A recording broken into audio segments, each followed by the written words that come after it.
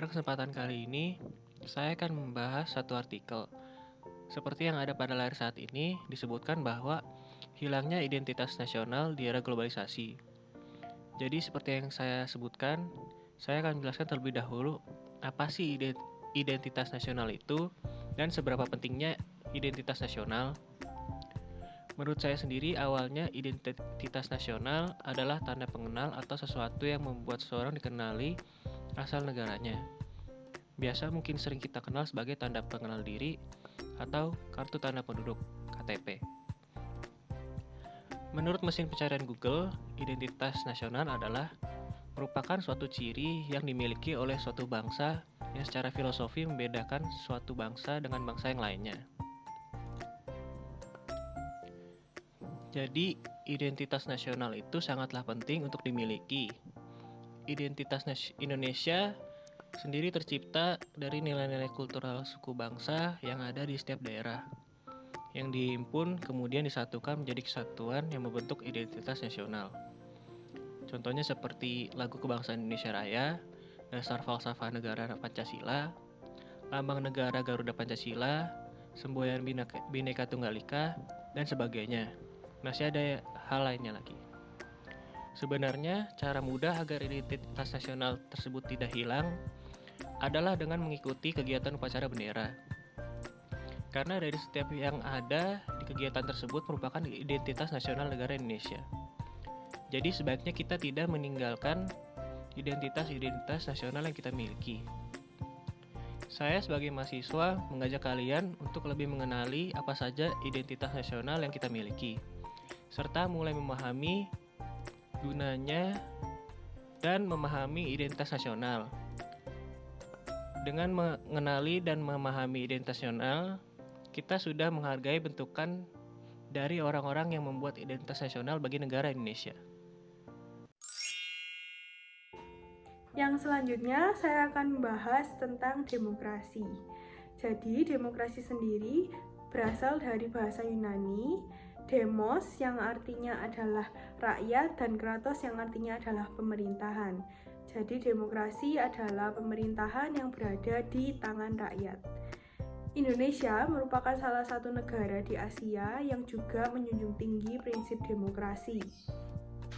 Contoh nyatanya adalah dengan melakukan pemilu atau pemilihan umum, yaitu pemilihan umum dari tingkat paling bawah, kepala daerah sampai dengan kepala pemerintahannya atau presiden, semua dilakukan dengan prinsip demokrasi, dengan cara pemilu tersebut. Jadi setiap daerah memiliki titik-titik tertentu sebagai tempat pemilihan umum. Nah, sebuah berita yang saya angkat yaitu tentang e-voting yang sulit dilaksanakan dalam pemilu Indonesia. E-voting ini sebagai wujud dari usaha pemerintah untuk terus menjunjung tinggi demokrasi, yaitu melakukan pemilu secara online karena adanya pandemi corona. Jadi, berita tersebut menunjukkan bahwa pemerintah tetap mengutamakan demokrasi walaupun ada pandemi seperti ini, tapi tetap melakukan pemilu dengan cara-cara yang masih diusahakan. Awalnya pemerintah ingin melakukan dengan cara e-voting, namun rupanya hal ini kurang efektif dilakukan sehingga pemerintah tetap mencari jalan keluar lain untuk tetap mengadakan pemilu. Hal ini menunjukkan bahwa pemerintah Indonesia sangat mengutamakan prinsip demokrasi, yaitu tetap mengusahakan pemilu tetap diadakan dan pengambilan suara terbanyak dari para masyarakat atau para warga menjadi keputusan akhir yang akan diambil dan dijalankan oleh pemerintah Indonesia. Halo semua, kali ini saya Karisna Nirmalasari akan membahas mengenai hak asasi manusia. Hak asasi manusia adalah sebuah konsep hukum dan normatif yang menyatakan bahwa manusia memiliki hak yang melekat pada dirinya karena ia adalah seorang manusia.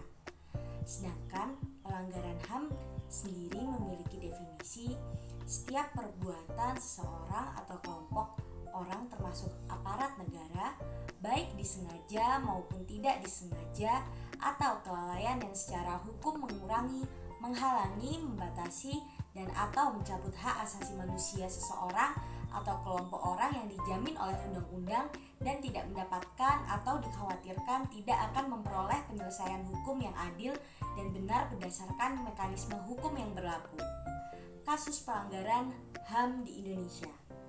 Kasus yang sempat menggembarkan Indonesia mengenai HAM sendiri adalah penyiraman air keras terhadap penyidik KPK Novel Baswedan. Dari apa yang sudah saya baca, ada indikasi Polri ikut terlibat akan penyiraman ini dikarenakan waktu itu Novel Baswedan sedang menyelidiki kasus korupsi yang bertentangan dengan Polri hingga tahun 2019. Kasus ini masih belum memiliki titik terang dan belum tercapai hak asasi manusia, dan hak asasi manusia tersebut belum diterapkan. Meski telah ada peraturan perundang-undangan yang mengatur tentang HAM, namun persoalan pelanggaran HAM masih saja terjadi. Penyebabnya dan dari berbagai faktor, salah satunya lemahnya penegakan hukum.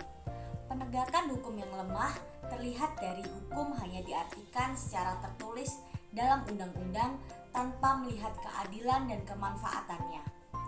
Oleh sebab itu, sebagai warga negara yang baik, kita perlu paham arti dari hak asasi manusia itu sendiri, di mana seorang manusia yang beradab menjalankan dan menerapkan haknya sesuai aturan dan tidak melanggar segala sesuatu yang bertentangan dengan hukum dan juga agama. Mari gunakan hak asasi manusiamu untuk menjadi manusia yang lebih baik untuk negara Indonesia. Selanjutnya, saya akan membahas tentang kewarganegaraan di era digital.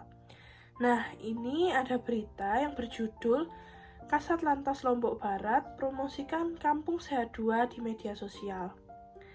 Isi berita ini membahas tentang Kasat Lantas Polres Lombok Barat, yaitu Ibtu Rita Yuliana, mengajak netizen untuk meramaikan stand foto booth Kampung Sehat 2 di pintu keluar Bandara Internasional Lombok, Zainuddin Abdul Majid. Ibtu Rita sendiri membagikan ajakan ini lewat media sosial Instagram miliknya. Hal ini bertujuan sebagai sarana sosialisasi kepentingan protokol kesehatan sekaligus upaya untuk mensukseskan program Lomba Kampung Sehat. Nah, lalu apa hubungannya dengan kewarganegaraan digital? Yuk kita cari tahu sama-sama. Nah, sekarang sarana digital sudah memiliki pengaruh yang sangat besar di lingkungan masyarakat, terutama di Indonesia. Dengan bertambah canggihnya teknologi, akan menjadi pedang bermata dua bagi masyarakat Indonesia. Yang satu memiliki dampak positif, yang satu lagi memiliki dampak negatif. Nah, jika kita lihat hubungannya dengan berita yang sudah dipaparkan tadi, media sosial sebagai bagian dari kemajuan teknologi bisa menjadi sarana bagi warga Indonesia untuk menebar hal-hal yang positif. Nah, maka dari itu, ayo kita sebagai warga negara Indonesia harus bijak dalam penggunaan fasilitas digital ini agar dapat menghasilkan hal-hal yang lebih positif dan berguna bagi sesama kita. Kali ini saya akan membahas tentang cara mencegah dari anti-KPKI, topik yang sedang marak di Indonesia yaitu korupsi. Yang pertama adalah penanaman kejujuran sejak dini. Kejujuran adalah suatu hal yang sangat penting dari pembentukan karakter seseorang. Bila kejujuran ditanamkan sejak dini, bukan tidak mungkin kita akan mendapatkan pejabat-pejabat pemerintah yang jujur. Yang kedua, kedisiplinan dan taat pada hukum yang berlaku. Tidak dipungkiri, kedisiplinan merupakan karakter dari seseorang yang sangat diperlukan dalam hidupnya. Bila seseorang disiplin dan taat pada hukum, maka perilaku korupsi bisa musnah dengan sendirinya. Yang ketiga, kesadaran mengutamakan kepentingan umum di atas kepentingan pribadi. Bila seseorang lebih mementingkan kepentingan umum, maka dia tidak akan egois kepada kepentingan pribadinya. Jika perilaku korupsi bisa terpinggirkan, maka bukan tidak mungkin kemakmuran dan kesejahteraan masyarakat pun terjamin. Yang keempat adalah penerapan pajak kekayaan yang tinggi. Perilaku korupsi bisa disebabkan oleh keegoisan seseorang dalam meraih kekayaan. Guna mencegah kekayaan yang berlimpah, maka pajak kekayaan yang tinggi akan menjadi solusi yang baik. Dan yang kelima, hidup sederhana dan bersyukur. Tekanan ekonomi yang tinggi bisa memunculkan suatu ide dan gagasan seorang mencari jalan pintas guna meraih kekayaan. Untuk mencegah hal tersebut, perlu ditanamkan kesadaran kepada seseorang sejak dini dan tak lupa rasa syukur kepada Tuhan atas apa yang kita miliki. Terima kasih.